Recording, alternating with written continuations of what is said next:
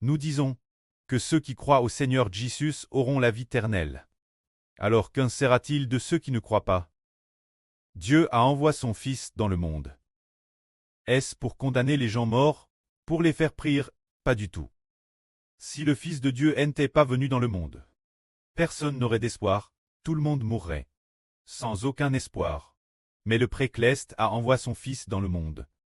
Pour sauver les hommes, pour donner aux gens l'espoir d'une vie nouvelle. Pour que les gens reçoivent ce que Dieu donne. Reçoivent la vie nouvelle venant de Dieu. L'espoir de la vie éternelle. Quelle est la durée de cette vie éternelle? Aussi longue que la vie de Dieu. Aussi longue sera la haine être, car nous obtenons la vie éternelle, c'est la vie de Dieu qui entre en nous. Lisons maintenant ce qu'il advient de ceux qui croient et de ceux qui ne croient pas. Lisons donc.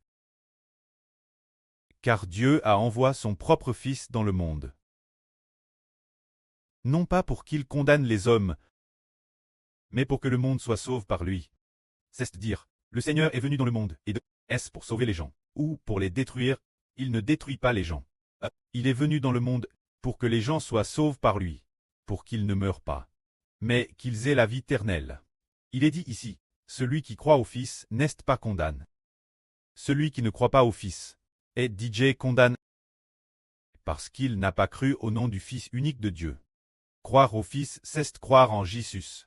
Ceux qui croient en Jésus, puisque le Seigneur Jésus a DJ pour nos péchés a été crucifié pour nous.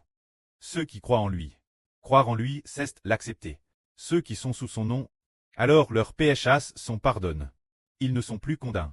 Bien que tout ce que nous avons commis, tous les péchés passent, soit effac d'entrée, ne soit plus pris en compte, car le Seigneur a dit pour nos péchés. Dieu ne nous en tient plus rigueur. Mais ceux qui ne croient pas en Jésus, ceux qui ne veulent pas accepter Jésus, alors les péchés qu'ils ont commis, personne ne les porte. Une seule personne peut porter les péchés des hommes. C'est Jésus. Mais le Seigneur Jésus a été crucifié, ne portant que les péchés de ceux qui croient en lui. Alors ceux qui ne croient pas sont condamnés.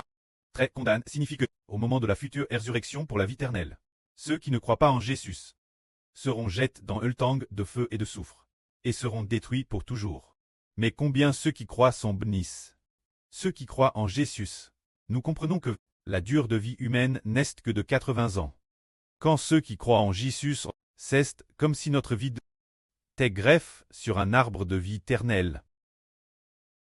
Ainsi, alors que notre vie ne durait que 80 ans. En croyant en Jésus, nous devenons les membres de Jésus, nous devenons les enfants de Jésus, la vie de Jésus, la vie éternelle de Jésus entre en nous. Et nous obtenons la vie éternelle.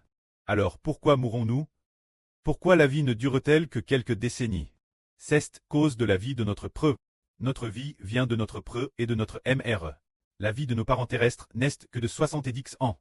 En eux. La vie de nos parents n'a pas l'éternité. Ils ne peuvent pas nous fournir la vie éternelle. Donc notre vie ne peut pas non plus obtenir la vie éternelle.